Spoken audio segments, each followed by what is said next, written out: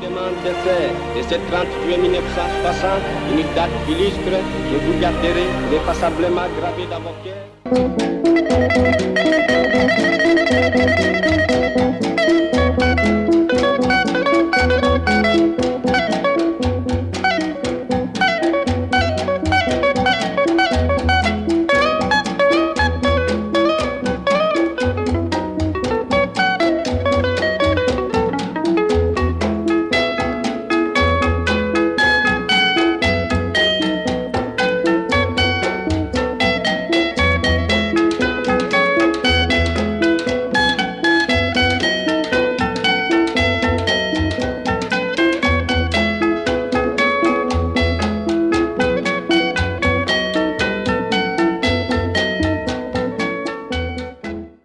On évolue, on vous licencie.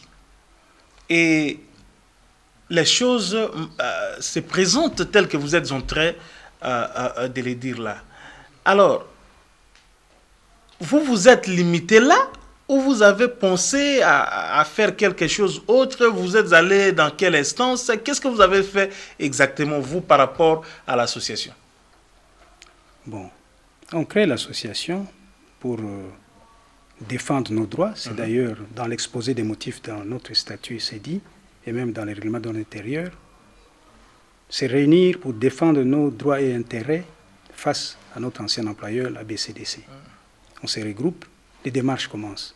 Et entre-temps, on licencie. Et à un moment donné, on licencie même les délégués syndicaux, de manière cavalière. On n'a pas le temps de donner tous les détails, mais c'est chaque fois des réunions qui se tiennent, qui se terminent en queue de poisson, et puis le lendemain matin, on vous prend un document comme quoi, oui, tel inspecteur a donné son aval pour qu'on licencie les gens. Et ils ont même fait des recours, et ces recours-là suspendent même ces licenciements-là. Les ministères du Travail ont même demandé qu'on réintègre tous ces délégués syndicaux. Ils n'ont jamais accepté. Donc, les délégués syndicaux, par exemple, ils sont censés être agents de la banque jusqu'à aujourd'hui. S'il faut un jour les payer, c'est comme s'ils étaient agents. Pendant ces 20 ans, il faut leur payer. Alors, on se regroupe, nous commençons les démarches, bien sûr. Moi, je n'étais pas dans le comité, j'étais un simple membre. Il y a une équipe qui a précédé. J'ai d'ailleurs une pensée maintenant à notre premier président, M. Irung, décédé. Il nous a quittés. Il y avait une équipe qui a commencé les démarches. On a été à la DEMIAP, qui s'est saisi du dossier pour des raisons sécuritaires, parce qu'ils ont dit 1000 familles. Un jour, ça peut faire du bruit, ça peut faire des autres, ça.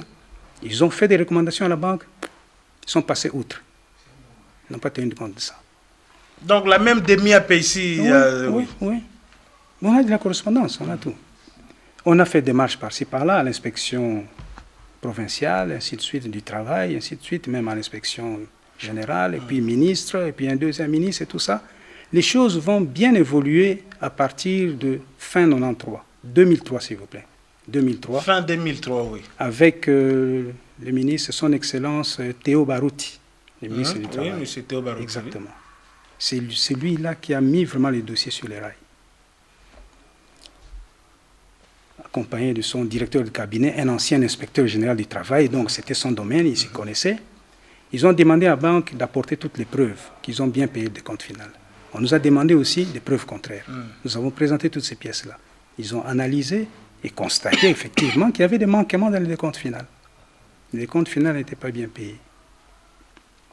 Ils ont fait des recommandations sur un document de 18 pages qu'on a adressé à la GEMA. Donc le ministre. Le ministre, signé par le ministre. Théo Barouti. Oui. Des recommandations et décisions.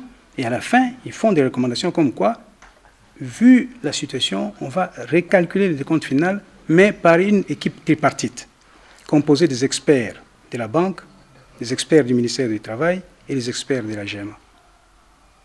Depuis ce jour-là, M. Kippers, puisque c'est de lui qu'il s'agit, n'a jamais voulu s'impliquer dans les résolutions du ministre. Et 20 ans après, 2004 jusqu'à aujourd'hui, ça fait 15 ans qu'on est là-dedans. 15 ans. Et au contraire, on le verra plus tard avec la procédure judiciaire. Attendez, Papa Ngangafika. Donc le ministre fait les recommandations. Oui. comme institution gouvernement, disons le gouvernement fait des recommandations à ce Belge-là, le directeur, comment il pour la résolution des conflits du travail. Comment il s'appelle? Yves Cupers. Oui, monsieur Yves Cupers. Et ça arrive là-bas, il fait fi, il ne fait rien de 2004 jusqu'à aujourd'hui. Non seulement il ne fait rien, mais il ne référence jamais ces documents-là. Il fait d'ailleurs jamais allusion même au ministère du Travail. Jamais allusion. Donc c'est un tout puissant, ce monsieur-là. Bon, est-ce qu'une succursale d'une banque commerciale congolaise à Bruxelles, en Belgique, peut, par le biais de ses responsables congolais, faire comme ça aux Belges? Pas du tout. Pas du Je tout. ne pense pas. C'est inimaginable. Je crois quand même qu'à un certain moment, nous devons comprendre qu'est-ce que nous voulons dans ce pays. Inimaginable. Mais si ceci aussi est fait par une certaine complicité de nos responsables, c'est ce que nous dénonçons et déplorons. Est-ce que je me pose la question, une succursale d'une banque commerciale congolaise, mais qui est une succursale en Belgique, et les responsables de cette succursale, c'est un Congolais, il peut faire comme ça aux citoyens belges? Je crois qu'il n'arrivera pas à l'aéroport pour revenir ici. Mais ici, chez nous, un Belge, soit-il, il vient, ce sont des vérités qu'il faut dire. Loin de nous, un esprit xénophobe ou tout ce que vous pouvez dire, mais c'est la vérité, parce que nous le voyons. Au-delà de ces Belges, nous voyons comment les Indo-Pakistanais se comportent ici, chez nous, en employant des Congolais. Donc, c'est comme si tout peut s'autoriser ici, chez nous. Donc là, nous disons non, ça ne peut pas aller. Et le gouvernement, qui est appelé à protéger la population, à protéger sa population, je crois qu'il doit s'impliquer là-dessus par rapport à ces dossiers pour qu'une solution puisse être trouvée. Oui, on évolue, il refuse et la suite? Il refuse. Entre-temps, son prédécesseur avait fait, dès qu'ils ont eu la preuve qu'effectivement, il y a eu des erreurs. Parce que jusque-là, eux, ils disaient toujours, non, on a très bien calculé, d'ailleurs, on a donné plus.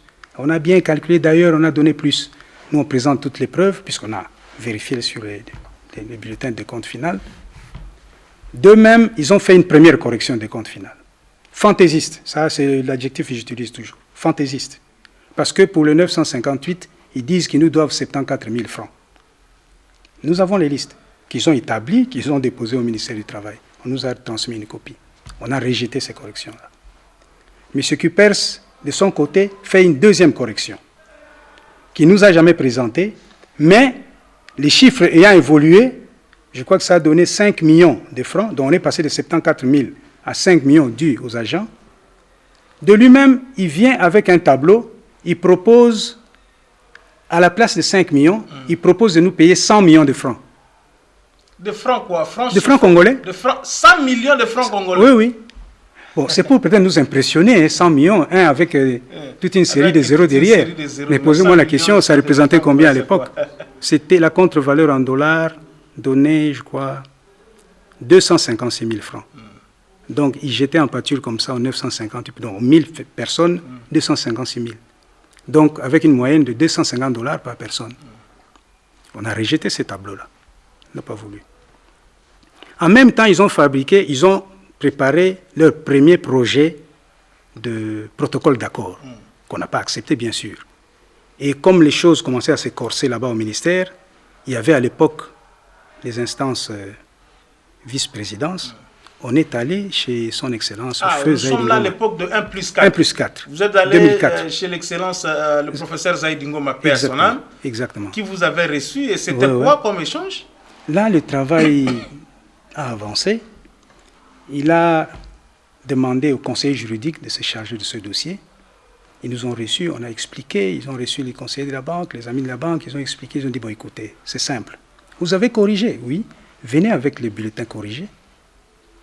On va vérifier, parce que les ACENI insistent qu'il faut respecter non seulement les recommandations du ministre du Travail, mais il faut aussi suivre le Code du travail, la loi. Venez, on va regarder tout ça au regard de la loi. Effectivement, ils ont fait le boulot, ils ont contrôlé. Ils ont trouvé qu'il y avait des erreurs. Il y avait toujours des erreurs. La banque a entre-temps fait, je crois, une 3e correction, puis une 4e. Mais comme nous, on rejetait toujours, ils se sont entendus avec les conseillers de Zaïd Ngoma pour qu'on nous présente ces bulletins. Mais ils se sont arrangés pour que ça soit fait rapidement, pour qu'on n'ait pas le temps de tout contrôler. Mais ils sont mal tombés parce que nous, de notre côté, on avait déjà bien préparé les choses dans l'ordinateur. On n'avait qu'à avoir les éléments. On savait, on connaissait déjà leur méthode de calcul. Oui, on savait que pour telle personne... Vous avez affaire à quelqu'un comme vous, par exemple. Oui. Pour telle personne, eux, ils ont produit tel net à payer.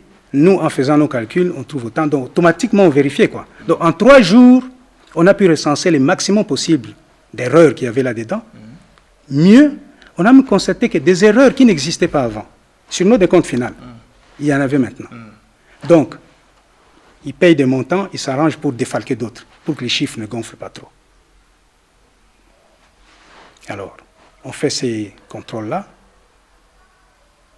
Je vais même dire quelque chose qui va peut-être étonner les gens. Pour présenter un jour la preuve que nous avons contrôlé ces bulletins-là, j'ai piqué quelques copies des bulletins que la GEMA garde par devers elle quelque part. Mais vous êtes clairvoyant. Donc vous avez Donc si un jour ça on a tiré des photocopies de quelques bulletins que nous gardons quelque part. Pour preuve que la banque a bel et bien présenté les bulletins que nous avons contrôlés et que les résultats ne sont pas corrects. Je vous demande de faire de ce 30 juillet 1960 une date illustre que vous garderez ineffaçablement gravée dans vos cœurs.